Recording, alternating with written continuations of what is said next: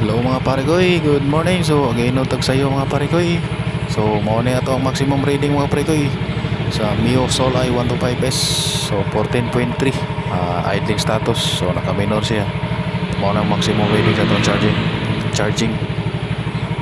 Nag-install sa tani og horn passing. So mao na ang switch sa atong horn passing or passing horn. Mao na siya no. Yan mao nang headlight switch ato ang install pang Mio Sporty headlight switch siya, pang park light o headlight. So original na itong gitawad na ano, dili kita basta-basta mo tawad og mga aftermarket kay kibaw na ta kung sa epekto ana. So muna ang switch atong halo switch no, switch na sa itong hazard. So halo switch na gamit para presentable. So ang pinaka-importante ani mga pare ko no, ang proper wiring procedure. Kini ato ang gibuhat, ang pinaka-importante gyud ani, ang pinaka-unod gyud ani ang proper wiring procedure. So ato gina siyang i-intact pagtrabaho, kinahanglan nakasulda. Kini siya mga bonus round ning mga light setup, mga function niya. Pinaka-importante niya gyud ang proper wiring procedure. Musunod kita sa proper wiring procedure para nindot ang flow sa kuryente.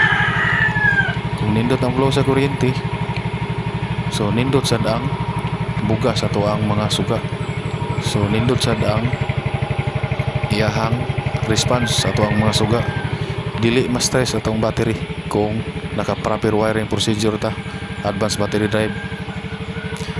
Kung nindot ang flow sa imong kuryente, so kung pila unsay gihayagon sa suga nga kinahanglan, mao gina iyang mga chip, mao gina iyang ihatag.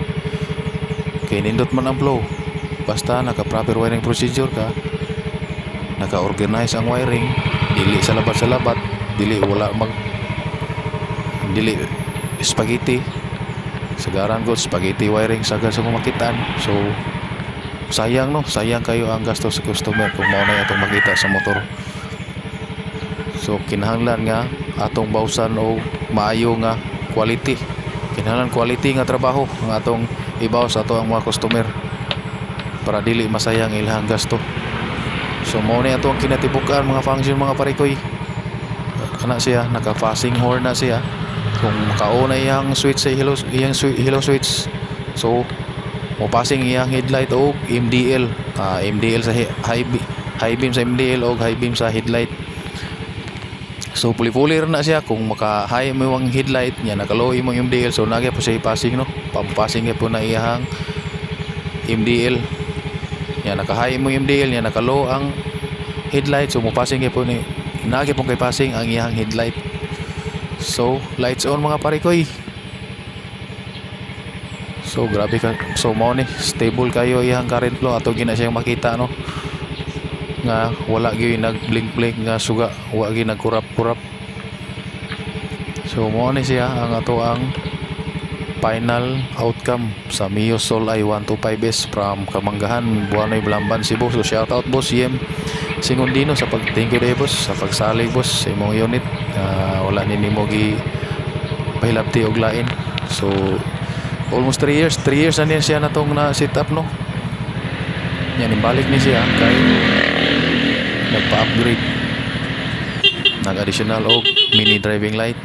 So wala ta nag-ilis og battery. Almost 4 years na niya ang battery siguro. Pero ang ato ang reading maabot gyapon og 14.3 volts. Ngag maka-lights on na tanan, mudra pra siya og mga 12 volts something. So dili gid siya mahitabo nga mo 11. So 4 years ang battery. So stable gyapon guys siya no. So mao na iyang passing horn. Mao na. So naa na to gibutang nga switch diha para dali ra siya ma-access sa tuang kamot. So maka-on na siya. So na siya passing horn, kuyog iyang headlight o iyang busina. Kung naka-off na siya, so stock ra na siya, stock na busina ra na siya ang mo kuha na activate. So mao ni siya naka-hazard niya. So naka-hazard ni siya, naka-high beam ang headlight o MDL. So naka-on imong double contact FX mode. So mao ni siya mag-alternate ato ang signal light o park light. So di ba murag astig siya tanawon. So mag-signal ka, mag-alternate yung siga. Kung naka-off imong double contact FX mode, so sabay ra na nga ayaw ang siga sa park light ug signal light, magdungan ra na siya. So 13 volts ang ato ang reading, no, lights on, naka minor. So idling status pa ni siya, 13 volts, lights on, naka high beam ang MDL o ang headlight. So maura na i-hand drop, siya ang voltahe. So nagpasabot nga healthy atong battery, nagpasabot nga dili stress atong battery bisan tuod og daghan tag additional nga auxiliary. So mo na kanindo sa proper wiring procedure mga parikoy. So mo na kinitibukan mga parikoy, no. Thank you for watching mga parikoy. Good day and God bless atong tanan.